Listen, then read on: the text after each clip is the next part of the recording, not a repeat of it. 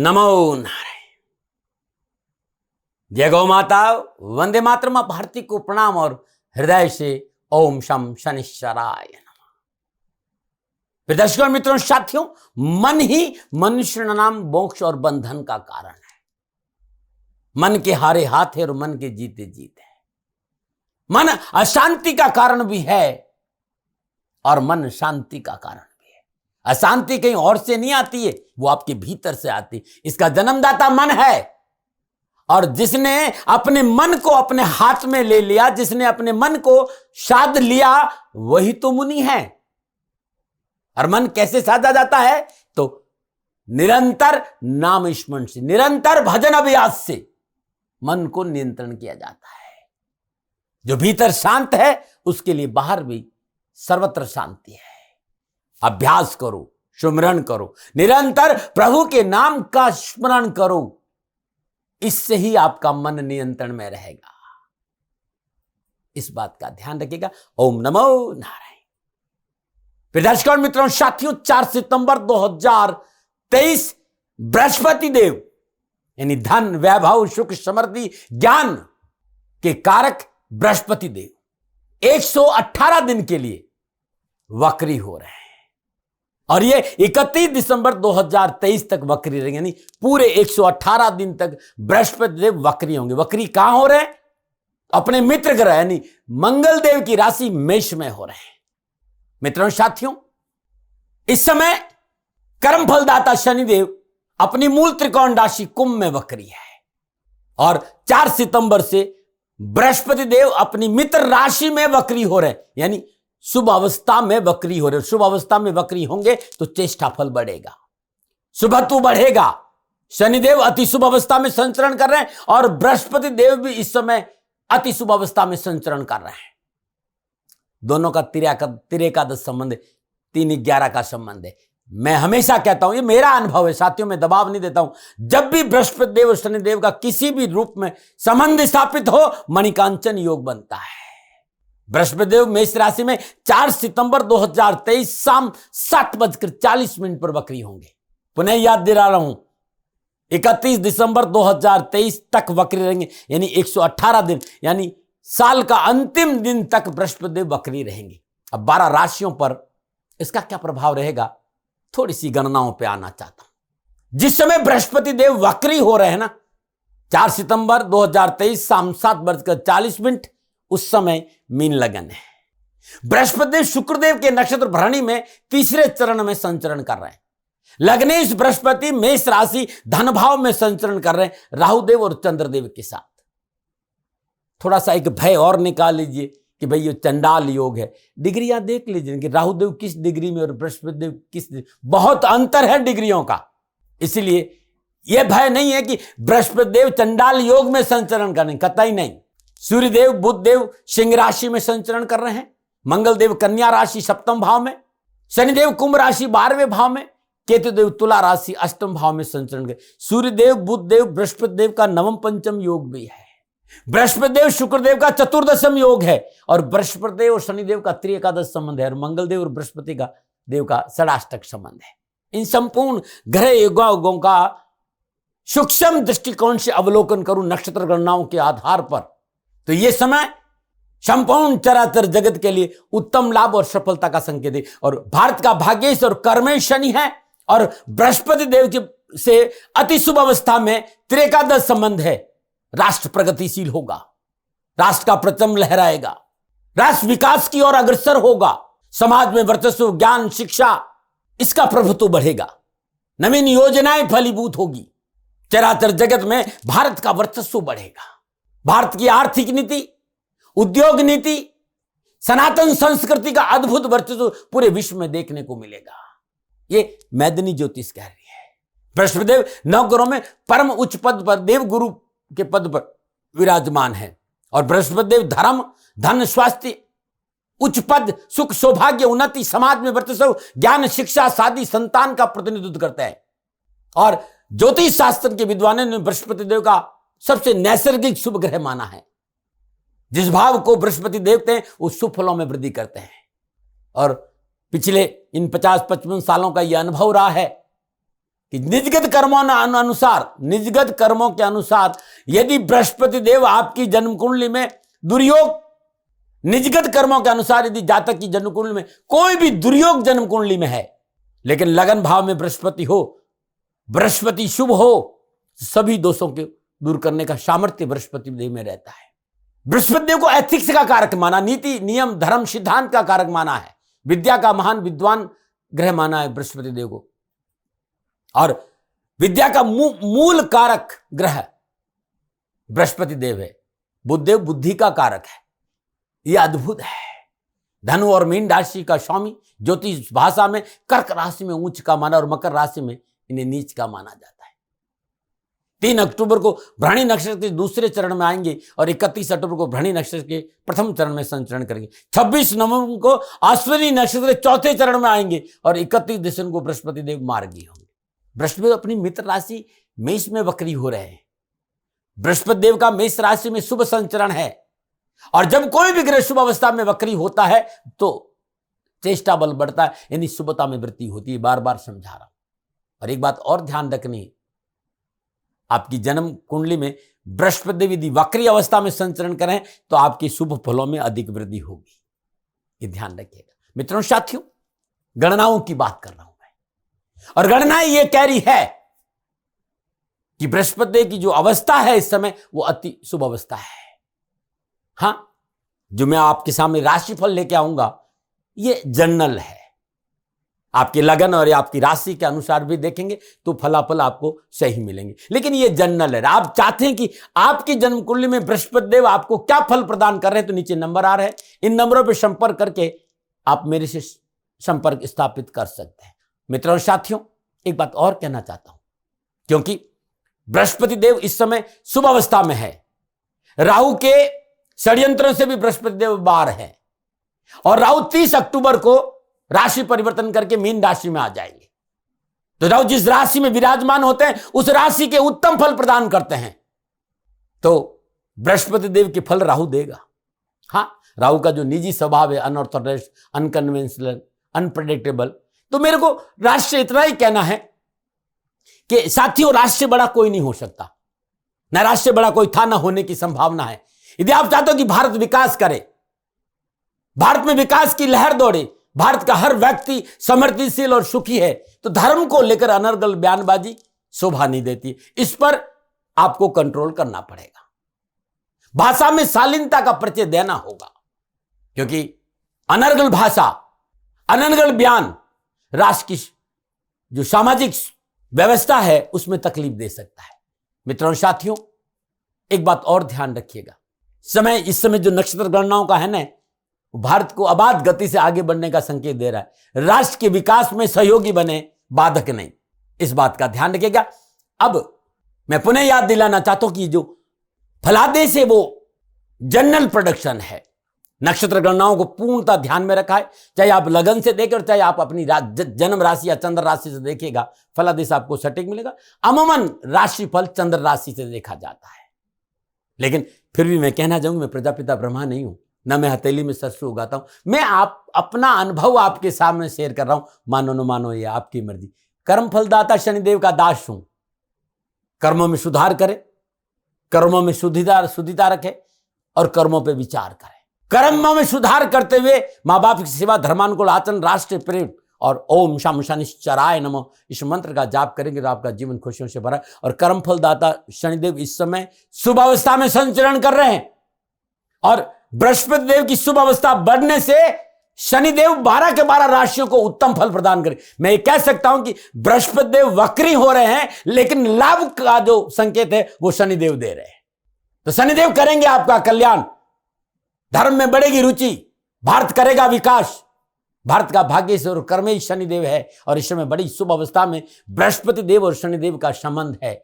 मेरा राष्ट्र प्रगतिशील है, मेरे राष्ट्र में विकास हो, इस प्रार्थना के साथ मैं आपसे निवेदन करना चाहूंगा कि उस सोच से बाहर आइए, स्वार्थ से बाहर आइए और अपने राष्ट्र हित में सोचिएगा, क्योंकि आने वाला समय इस राष्ट्र के प्रगति का अद्भुत संकेत दे रहा है। हमें सहयोगी बनना। देखो साहब, होगा तो वही जो गणनाएं देख रही है।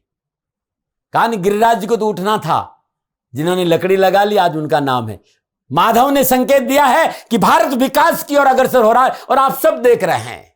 मैं पुनः अपने हृदय से इस राष्ट्र के संपूर्ण वैज्ञानिकों, राष्ट्र के कर्णधारों और उन सभी महामानवों को प्रणाम करता हूं जिन्होंने इस राष्ट्र में प्रगति के लिए अपना योगदान दिया। चंद्रयान चंद्रमा पर उतर चुका है, अब तो नई नई सारी सूचनाएं मिलना प्रारंभ हो गई है। तो ये खुशी का संकेत, ये संकेत है। पूरा विश्व भारत के योग को स्वीकार किया है और पूरा विश्व स्वीकार कर रहा है कि जिस पोल पर चंद्रयान उतरा है, इसका मतलब भारत न कभी किसी से कम था, न किसी से कम है और न कम रहेगा। ये विश्व गुरु था, विश्व गुरु है और विश्व गुरु रहेगा। बस भारतवासियों को अपनी सोच में सकारात्मक परिवर्तन लाना है और राष्ट्र की प्रगति के साथ जुड़ना है। क्षमा करिएगा, थोड़े से शब्द ज्यादा बोल दिया, लेकिन मुझे बताना बहुत जरूरी है। अब मैं आपसे निवेदन करना चाहता हूं कि बृहस्पति देव का वक्री होना 12 राशियों पर क्या प्रभाव रहेगा। और सबसे पहले मेष राशि, मेष राशि वालों के लिए बृहस्पति देव नवम और द्वादश भाव के स्वामी होकर लगन भाव मेष राशि में 118 दिन के लिए वक्री हो रहे हैं। लगन भाव में वक्री बृहस्पति देव की पंचम दृष्टि पंचम भाव पर सिंह राशि पर है, यानी संतान, लर्निंग, शिक्षा, बुद्धि, शेयर मार्केट, फिल्म इंडस्ट्री, रचनात्मकता, पुण्य भाव पर दृष्टि है, त्रिकोण भाव पर दृष्टि है। यहां बृहस्पति देव सूर्यदेव की राशि को देख रहे, अपने कारक भाव को देख रहे, अपनी अमृत भरी दृष्टि से पंचम भाव को देखना मेष राशि वालों के लिए सोर्सेज में वृद्धि होगी, कामकाज के सोर्सेज में वृद्धि होगी, सकारात्मक सोच रहेगी, बुद्धि सकारात्मक रहेगी, कामकाज, कारोबार, नौकरी के उत्तम अवसर प्राप्त होंगे। लगन भाव में बैठकर भाग्य स्थान को दे रहे और भाग्य स्थान पर बैठकर पंचम भाव को देखेंगे तो संपूर्ण समस्याओं का समाधान आपके हाथ में होगा। व्यर्थ के मतभेदों से पीछा छूटेगा, संतान सुख की प्राप्ति होगी। सप्तम दृष्टि तुला राशि, सप्तम भाव यानी आपके कामकाज, कारोबार, पार्टनर, आपके वैवाहिक जीवन पर दृष्टि रहेगी, आपकी डेली रूटीन पर, इनकम पर, डेली रूटीन की इनकम पर दृष्टि रहेगी। नवम दृष्टि धनु राशि, नवम भाव भाग्य स्थान पर, आध्यात्मिक बल मिलेगा, संघर्ष से पीछा छूटेगा, अपने आप को भीतर से ऊर्जावान महसूस करेंगे। देश विदेश की लंबी कारोबारी यात्राओं का योग है। और जो लोग अपने भारत में पैदा हुए लेकिन बाहर रह रहे हैं, विदेशों में रह रहे हैं, उनके लिए यह समय पूर्णता उनके पक्ष में, चाहे वो कैरियर हो, चाहे कारोबार हो, चाहे नौकरी, चाहे स्वास्थ्य, कैरियर के नए अवसर प्राप्त होंगे, निर्णय क्षमता मजबूत होगी। 30 अक्टूबर से 31 दिसंबर तक मेष राशि वालों के लिए उत्तम लाभ के संकेत, सामर्थ्य, सफलता, सामंजस्य का अनुभव करेंगे। संपूर्ण ग्रह योग देखते कह सकता हूं कि बृहस्पति देव का यह राशि परिवर्तन कैरियर, कारोबार, कामकाज के लिए बेहतर परिणामों का संकेत दे रहा है। सुख और समृद्धि में वृद्धि होगी। बहुत सुंदर संकेत है बृहस्पति देव का वक्री होना। चलिए अब मैं विस्तार से बात करना चाहता हूं कि आपके कामकाज, आपके कारोबार, आपकी नौकरी, आपका समाज, आपका स्वास्थ्य और आपकी शिक्षा पर बृहस्पति देव का वक्री होना नक्षत्र गणनाओं के आधार पर क्या संकेत है। राशिफल चंद्र राशि पर आधारित है। लगन से भी आप देख सकते हैं, मना नहीं, लेकिन राशिफल को चंद्र राशि से देखेंगे, नाम राशि से देखेंगे तो उत्तम फल मिलेंगे। पुनः निवेदन कि यह जनरल प्रेडिक्शन है। आप जानना चाहते हैं कि आपकी जन्म कुंडली में ये 4 महीना कैसे रहेंगे, नीचे नंबर आ रहे हैं, इन नंबरों पर संपर्क करके आप जानकारी हासिल कर सकते हैं। सबसे पहले मेष राशि वालों के लिए व्यवसाय, नौकरी, आर्थिक दृष्टिकोण के लिए संकेत दे रहा हूं। लगन भाव में वक्री बृहस्पति की पंचम पुण्य पंचम भाव सिंह राशि यानी संतान, लर्निंग, शिक्षा, बुद्धि और शेयर मार्केट और आपके पुण्य भाव पर है। सप्तम दृष्टि तुला राशि, सप्तम भाव यानी आपके कामकाज, कारोबार, पार्टनर, आपके वैवाहिक जीवन पर है, आपकी डेली रूटीन की इनकम पर है। नवम दृष्टि भाग्य स्थान पर है। तो व्यवसाय, नौकरी, आर्थिक दृष्टिकोण से मेष राशि वालों के लिए बृहस्पति देव का मेष राशि में वक्री होना, लगन, पंचम और नवम के तीनों ही त्रिकोण है, तीनों ही त्रिकोण शुभ प्रभाव में आ रहे। बृहस्पति देव का मेष राशि में वक्री होना मेष राशि वालों के लिए पीड़ा, परेशानियां, चिंताओं से मुक्ति का संकेत है।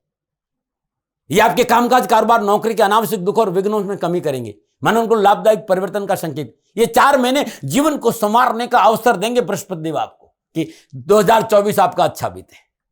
प्लानिंग का, उत्तम प्लानिंग का संकेत दे रहे हैं। आपके उत्साह और उमंग में वृद्धि होगी। जीवन यात्रा से आप खुद की जीवन यात्रा को सुगम बनाने का संकेत दे रहे हैं बृहस्पति देव। ये अब आपके हाथ में कि आप क्या करेंगे।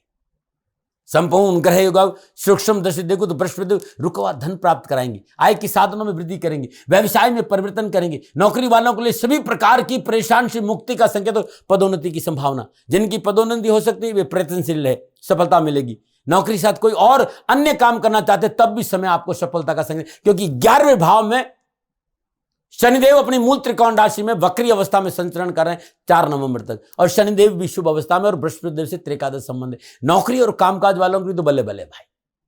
हाँ, लेकिन ये मत भूलिएगा, शनि कर्म फल दाता है। किसी और का हक मांग कर, किसी और को सता कर, किसी को दुखी करके आप सफलता प्राप्त कर लेंगे तो फिर यह संभव नहीं होगा। आप अपना भला करिए, लेकिन दूसरों का भला का ध्यान रखकर देखिए फिर शनि महाराज आपको क्या फल देते हैं। कारोबार, नौकरी, आर्थिक दशा समय ठीक रहेगा, आर्थिक परिस्थितियां सुधर रहेगी। शनिदेव मेष राशि वालों के लिए अपनी मूल त्रिकोण राशि कुंभ में कर्म भाव के सौम्य और लाभ भाव में वक्री अवस्था में संचरण करें। लाभेश होकर लाभ भाव वक्री अवस्था में राजनीतिक वर्चस्व में वृद्धि करेंगे, प्रशासनिक क्षमता बढ़ेगी, सामाजिक सर्कल मजबूत होगा, कैरियर, कामकाज, कारोबार से विघ्न और बाधाओं और परेशान से मुक्ति मिलेगी, और पिछली आ रही परेशानी से छुटकारा मिलेगा। नई साथियों की वजह से व्यवसाय में अच्छी सफलता मिलेगी। धीरे धीरे आपकी आर्थिक स्थिति मजबूत होगी, परंतु सहकर्मियों पर विशेष ध्यान रखना होगा। वे अपने स्वार्थ के लिए आपको यूज कर सकते हैं। उनके साथ मधुर व्यवहार करें, उन्हें साथ लेकर चले, लेकिन पैनी दृष्टि रखें, कहीं आपके पीठ में छुरा तो नहीं भोंक सकते, क्योंकि साथियों की वजह से नौकरी में अनावश्यक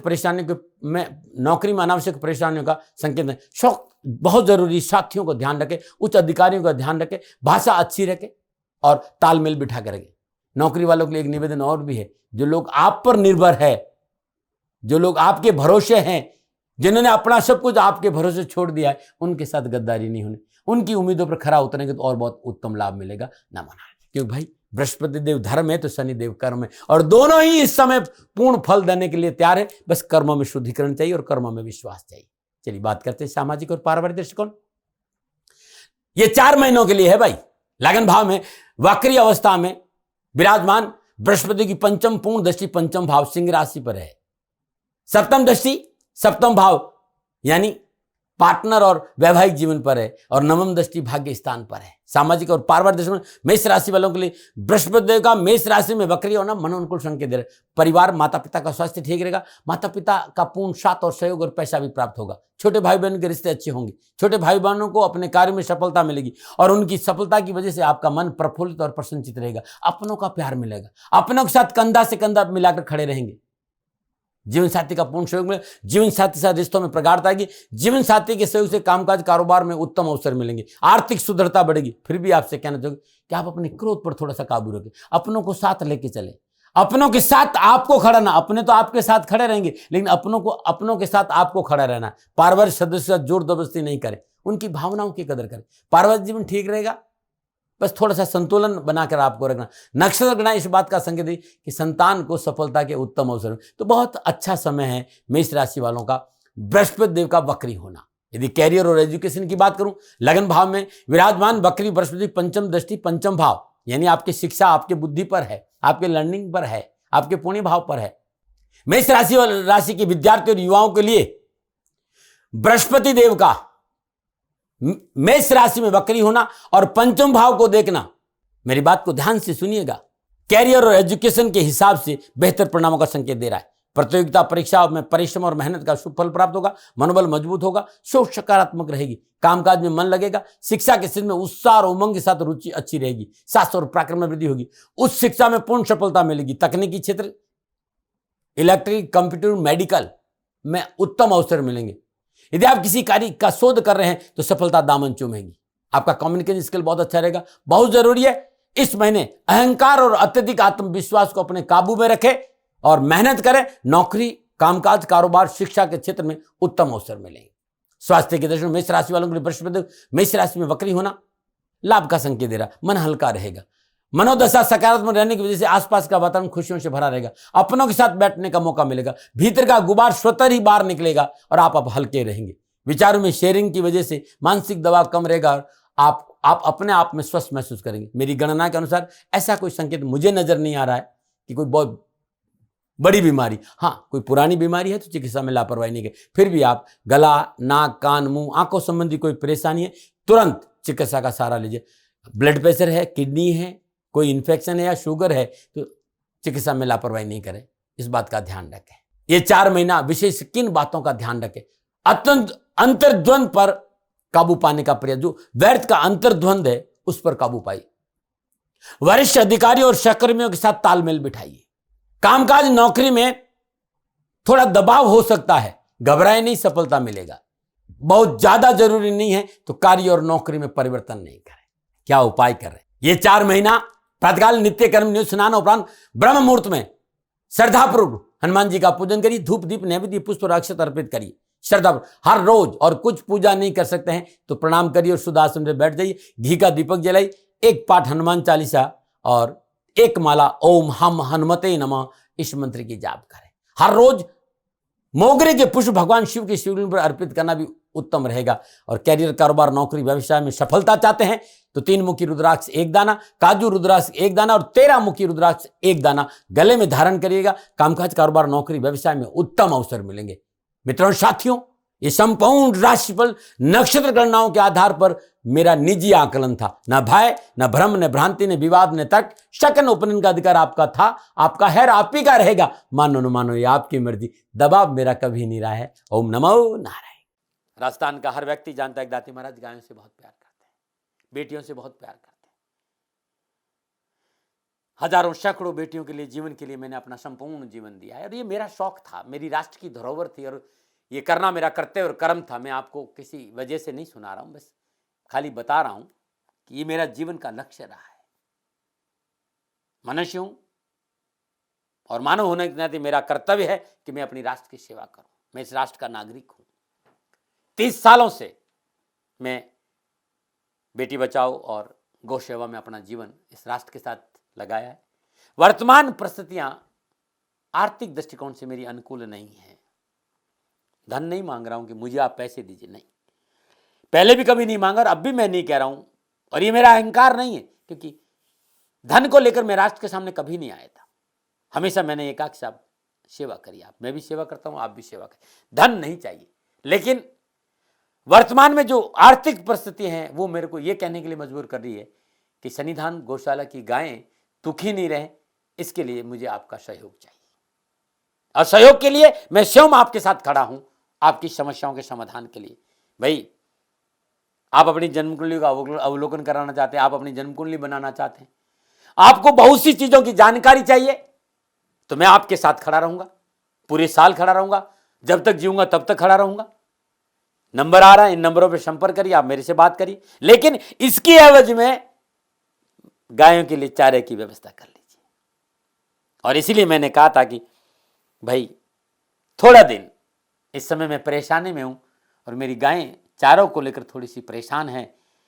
ऐसा हृदय से आया, लोगों ने कहा कि राष्ट्र आपसे प्यार करता है दाती महाराज, एक बार निवेदन करिए। तो मैं दान नहीं मांग रहा हूं, फिर भी मैं अभी भी मेरा ये अहंकार नहीं है। साथियों, मेरा राष्ट्र सर्वोपरि है। मैं ये नहीं कह रहा हूं, मैं ये कह रहा हूं मैं परिश्रम करूंगा आपके लिए, और परिश्रम के एवज में गायों के लिए चारे की व्यवस्था करिए। शनि भगवान आपकी रक्षा करे और आपका जीवन सदा खुशियों से भरा रहेगा, ऐसा मेरा निवेदन। और वे लोग जो सक्षम है, सामर्थ्यवान है और जिन्हें दाती महाराज के ज्योतिषीय समाधान की आवश्यकता नहीं, तो उनको मेरा प्रणाम। क्योंकि बहुत से लोगों को मैंने देखा है पिछले 1 महीने में, लगभग 20 से 25-50 लोग ऐसे भी हैं जिन्होंने सन्निधान गौशाला में 2100 रुपया चारा कर दिया है।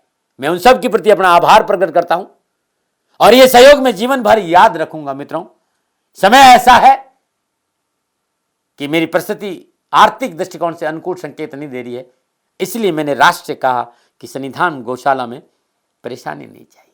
सरकार सपोर्ट कर रही है, अपनी सीमाओं में रहते हुए जो सरकार करती है, लेकिन उससे पूरा नहीं पड़ता है, ये आप भी जानते हैं। शासन की अपनी एक सीमा है और अपनी मर्यादा है, और शासन के पास और बहुत से काम है। लेकिन फिर भी मैं आप सभी का धन्यवाद देते हुए हृदय से पुनः एक बार निवेदन करना चाहता हूं कि आपको लगता है कि दाती महाराज के साथ सन्निधान गौशाला में खड़ा रहना है, तो नंबर है, जरूर सहयोग करें। मेरा कोई दबाव नहीं है, प्रार्थना थी। ओम नमो नारायण। ओम नमो नारायण।